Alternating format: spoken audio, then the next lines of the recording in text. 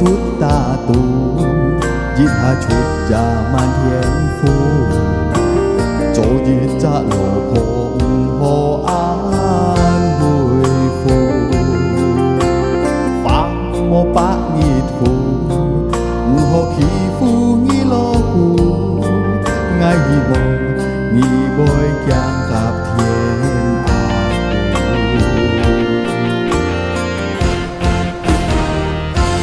lô cùng cho theo ăn xin khu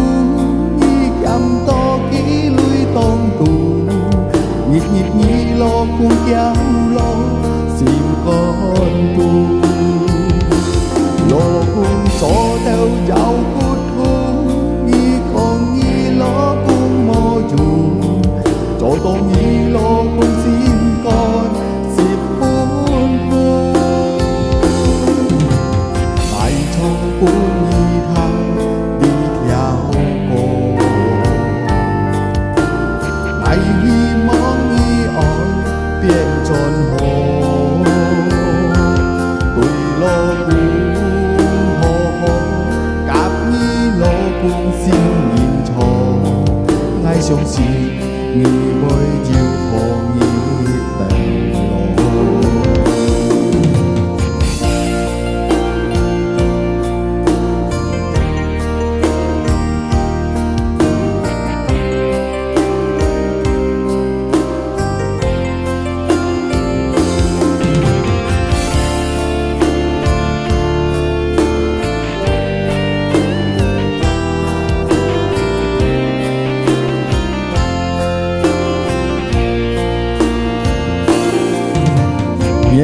theo chút ta tu giết hạ chút già man thiên phu cho giết cha lộ hồng hồ an vui phu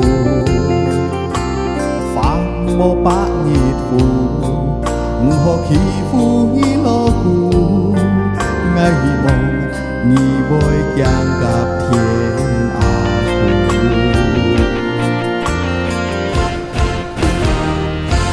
lô cùng cho theo ăn xin khu nghi cầm to kỹ lui tông tù nhịp nhịp nhị lo cùng kéo lo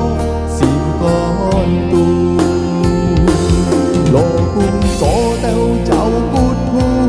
nghi con nghi lo cùng mô dù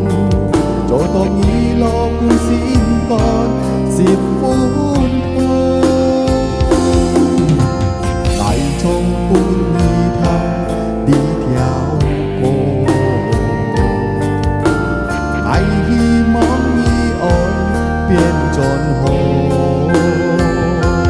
tôi lo cùng hồ hồ cáp nghi lo cùng xin nhìn cho ngay xuống xin nghi bơi chiều hồ nghi tèm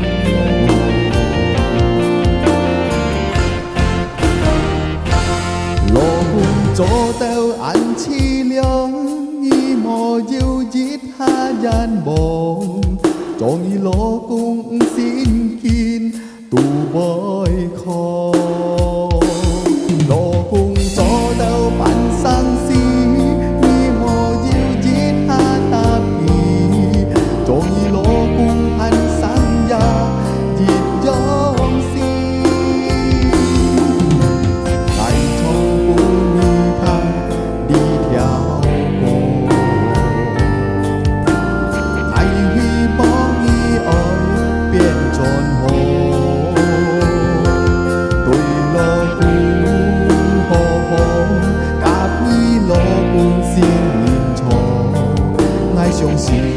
nghi bơi chiều hồ